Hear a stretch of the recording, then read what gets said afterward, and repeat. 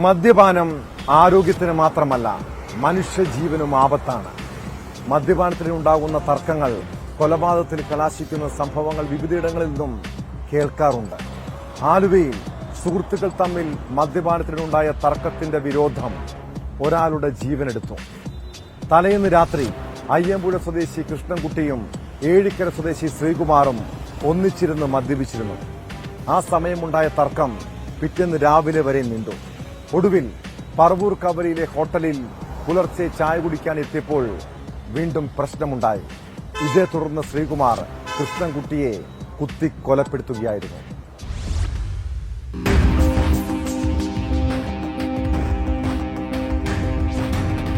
പുലർച്ചെ 5 മണിക്ക് ഹോട്ടലിൽ ചായ കുടിക്കാൻ എത്തിയപ്പോഴാണ് സുഹൃത്തുക്കൾ തമ്മിലുള്ള വാക്കുതർക്കം കൊലപാതകത്തിൽ കലാശിച്ചത്. കൊല്ലപ്പെട്ട കൃഷ്ണൻകുട്ടിയും സുഹൃത്ത് ശ്രീകുമാറും കഴിഞ്ഞ രാത്രി ഒരുമിച്ചിരുന്ന് മദ്യപിച്ചിരുന്നു. തുടർന്ന് തർക്കമുണ്ടായതോടെ ഇരുവരും പിരിഞ്ഞു. പിന്നീട് രാവിലെ ചായ കുടിക്കാൻ എത്തിയപ്പോൾ ഇതേ ചൊല്ലി വീണ്ടും വാക്കേറ്റമായി. ഇതോടെയാണ് ശ്രീകുമാർ കൈവശമുണ്ടായിരുന്ന കത്രിക ഉപയോഗിച്ച് കൃഷ്ണൻകുട്ടിയെ കുത്തിയത്. നെഞ്ചിന് കുത്തേറ്റ കൃഷ്ണൻകുട്ടി നടന്നൊരൽപ്പം മുന്നോട്ട് നീങ്ങിയെങ്കിലും കുഴഞ്ഞു വീഴുകയായിരുന്നു. തുടർന്ന് നാട്ടുകാർ ആംബുലൻസ് വിളിച്ചു വരുത്തി ഇയാളെ ആശുപത്രിയിലേക്ക് മാറ്റിയെങ്കിലും മരണം സംഭവിച്ചു. സംഭവത്തിന് പിന്നാലെ പോലീസ് പ്രതി ശ്രീകുമാറിനെ അറസ്റ്റ് ചെയ്തു. ആദ്യം കൊല്ലപ്പെട്ടയാളെക്കുറിച്ച് യാതൊരു വിവരവും പോലീസിന് ലഭിച്ചിരുന്നില്ല.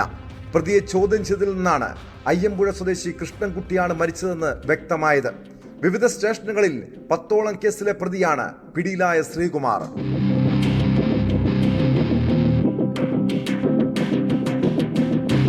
ന്യൂസ് 18 കൊച്ചി.